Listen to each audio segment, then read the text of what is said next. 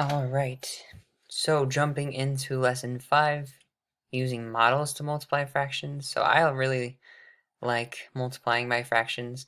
The thing to keep in mind with it, just like we had before, is that when you multiply by a fraction, it's actually going to make the number smaller than it was before because it's like dividing it because it's a fraction. So whenever you multiply by a fraction, it's going to get smaller.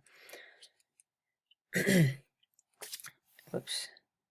So I'll show you the model first, and then I'll show you another way that you can do it that might be a little easier for you.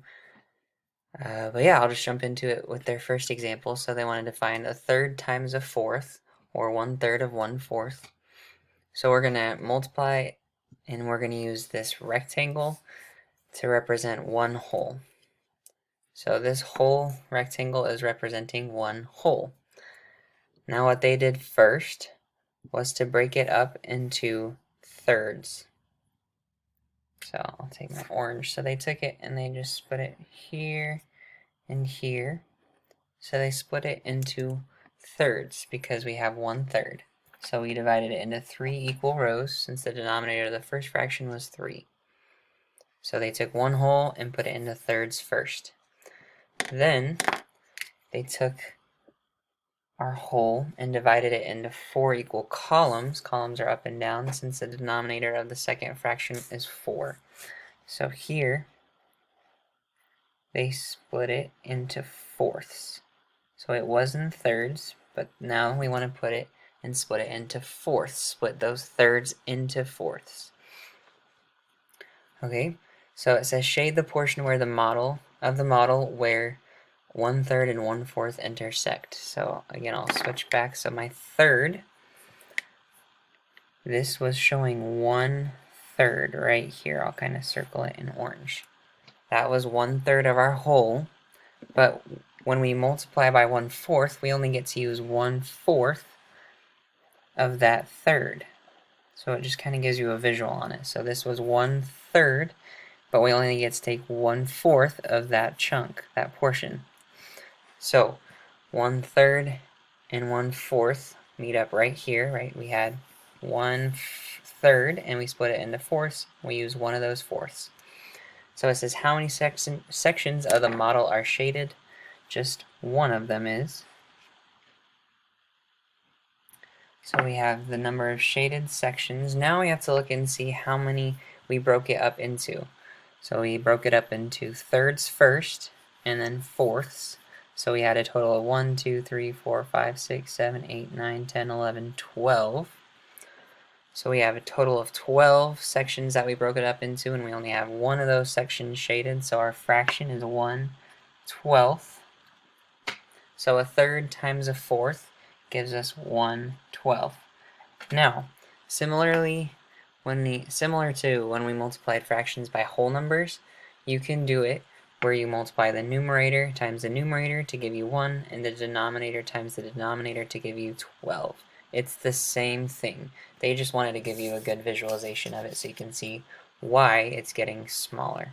So we'll try a couple more. Flip to the back. So our next example was 1/2 times 2/3. Sorry, I'll scoot that up a little bit.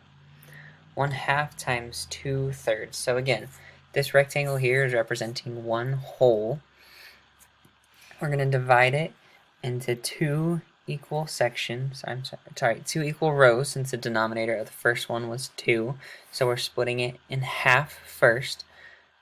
They took that whole and they split it into halves. And then the second part we're going to do is to split it into thirds. So what we took, we split it in half, then they took it and split it into thirds because we're multiplying by thirds. So they went and divided that into thirds. So now, where we had 1/2 that we were looking at, and then we had 2/3 of that, since we split it into thirds, right? 1, 2, 3, so we get 2/3 of it. So right here is where they're going to meet up. So we get to shade 2 of those sections that they showed for you. So again, we write the number of shaded sections out of the total number of sections we had. So we had 1, 2, 3, 4, 5, 6. So we had 2 sections out of 6. And now their last step was to simplify it. So again, 2 can go into both 2 and 6, so we can make it an equivalent smaller fraction. So it's going to end up being 1/3, because we can take that top number by 2 and that bottom number by 2. So 1/3. Alright, let's try one more. Let's go to, it's nice they have these already drawn out for you. Let's try number 9.